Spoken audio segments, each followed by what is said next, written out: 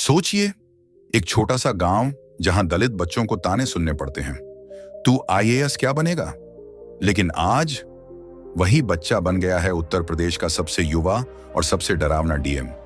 पहले ही दिन उसने जो किया, उसने पूरे जिले को हिला दिया और पूरा देश हैरान। क्या आप सूर्यकांत सर का साथ देंगे? एक बात याद रखिए, इस देश में आज भी ऐसे गांव और बस्तियां हैं जहां दलित पिछड़ा समाज न्याय के लिए दर दर भटकने को मजबूर है। और सच ये है, अगर आज हम चुप रहे तो कल ये अन्याय और बड़ा होगा। एम्बेडकर अवर्जिन उन्हीं मजलूमों की आवाज है। ये आवाज, ये आंदोलन अब रुकेगा नहीं।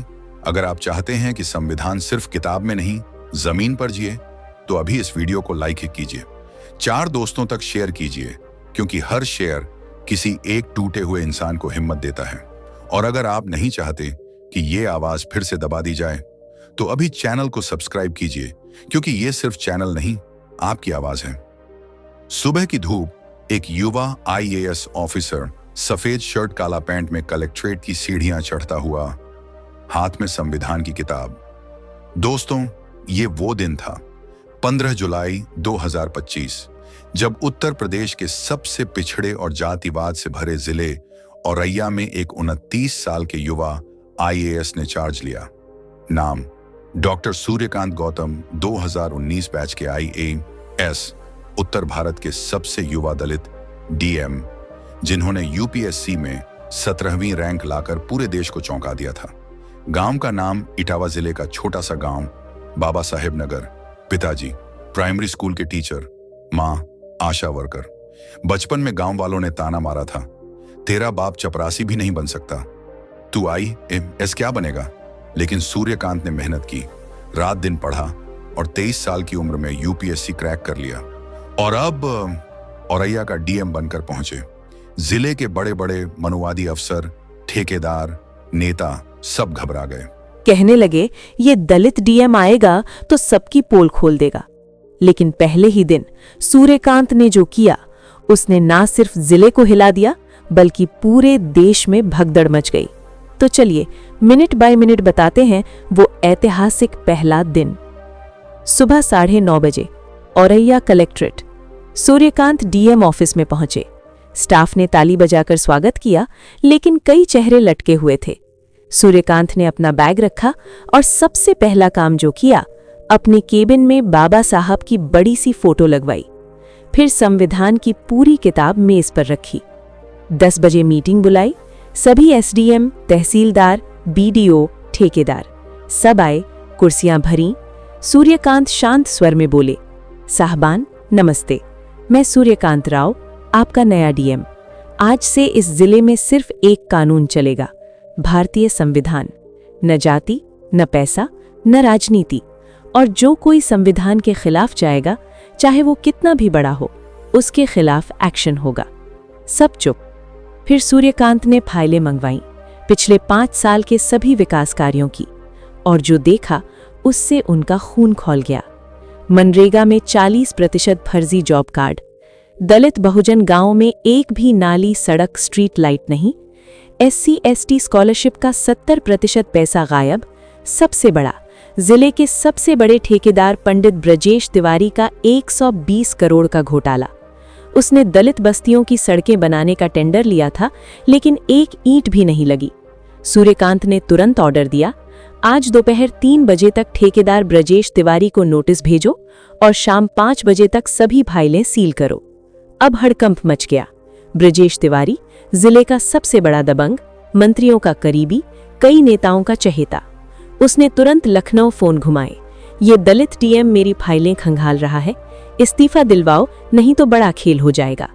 लेकिन सूर्यकांत नहीं रुके। दोपहर 2 बजे उन्होंने जिले के सभी दलित बहुजन गांवों के सरपंचों को बुलाया।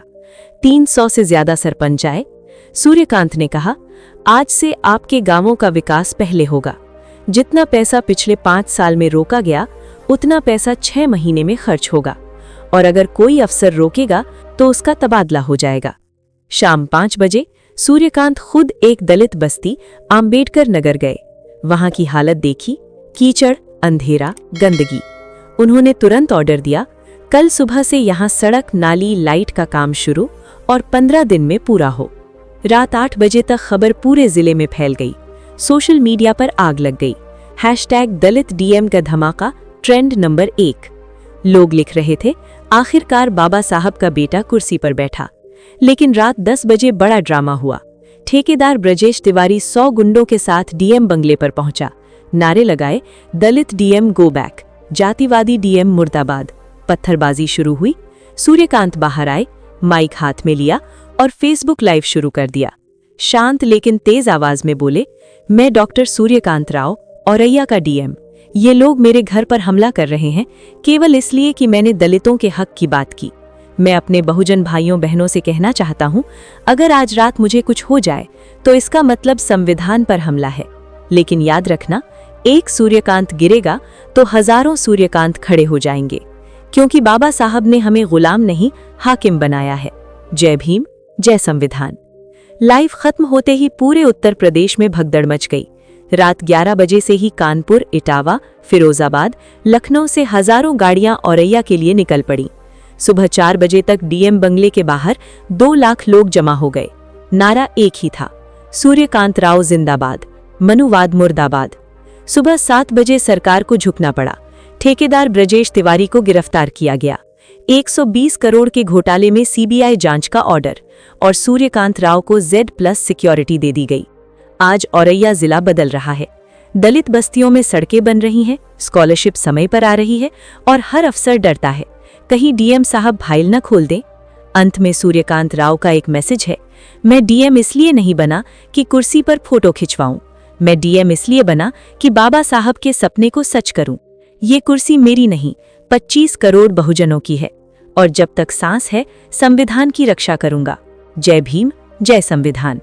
अब सवाल आपसे है, क्या दलित डीएम को इतना अधिकार होना चाहिए? क्या पहले दिन ही घोटालेबाजों पर एक्शन लेना सही है? क्या बाबा साहब का सपना अब सच हो रहा है? अगर हाँ, तो कमेंट में जोर से लिखो, डॉक्टर सूर्यकांत राव अमर रहें, हम सब सूर्यकांत हैं। इस वीडियो को हर ग्रुप में शेयर करो ताकि हर युवा जान ले, यूपीएससी क्रैक करो, कुर्सी पर बैठो और सिस्टम बदलो। और हाँ, अगले वीडियो में बताएंगे सूर्यकांत राव के साथ यूपीएससी की तैयारी के दौरान क्या इतना बड़ा जातीय अत्याचार हुआ था जिसने उन्हें आज का संविधान का सूर्य बना दिया।